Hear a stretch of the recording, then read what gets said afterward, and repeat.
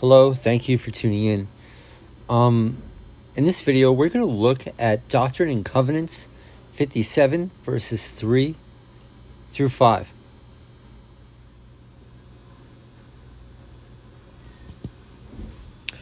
And thus says the Lord your God, if you will receive wisdom, here is wisdom. Behold, the place which is now called Independence is the center place, and a spot for the temple is lying westward, upon a lot which is not far from the courthouse.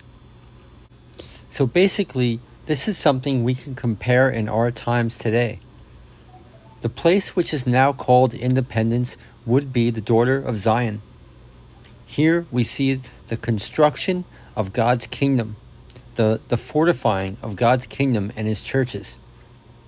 So the place called Independence would be the daughter of Zion. That is the center place. And if you're in tune with the prophecies we've been covering throughout this channel, we even covered one today, if anyone is even getting them, we know that the virtue of the daughter of Zion is really the top of the pillar, right?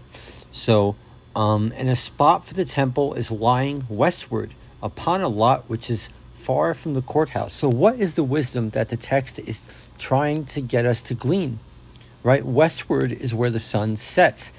Eastward is where the sun rises, right? So the daughter of Zion is east of the actual temple, okay? Now, when we continue reading, we understand this. This actually comes to play. Wherefore, it is wisdom that the land should be purchased by the saints, and also every tract lying westward, even onto the line running directly between Jew and Gentile. Wow, so God is commanding his saints to buy all the places westward, between Jew and Gentile. Why? Because they're fortifying the lines, that's why. And also every tract bordering by the prairies. Now, we've covered the Walt Whitman poem of the prairies, okay? So we should understand what prairies mean, the flatlands. And Walt Whitman gave us amazing revelations what those are going to be reserved for in the kingdom. And as much as my disciples are enabled to buy lands, behold, this is wisdom, that they may obtain it for an everlasting covenant.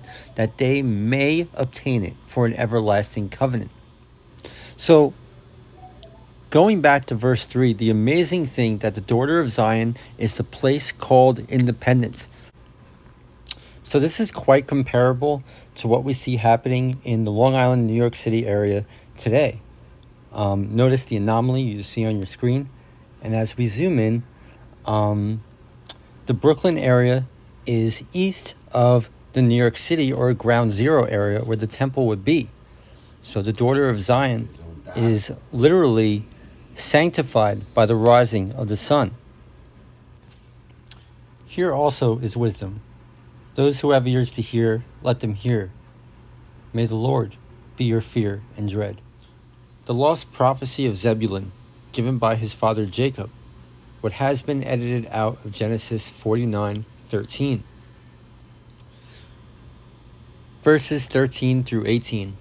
And at the last days the daughter of Zion shall stand forth and remind the earth of their covenant with Yahweh, and return the cup of Elohim to the temple, that libations might be poured upon the altar. And that which was hidden should be found, and that which had been in darkness shall come to light. And a cloth shall be placed over her to hide her, yet Yahweh shall make her as to shine, that none shall see the tarp, but only that light from within.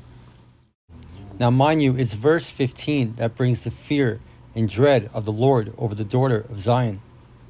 And this is a revelation for the last days. And your daughters shall stand ready to feed the earth and to care for her creation, to bless and to heal the sick, and to stand at the altars. And your sons shall go out with hands extended, giving alms to the poor, giving goods with no price, and shall want for nothing, and shall ask for nothing, but shall give as Yahweh has blessed them.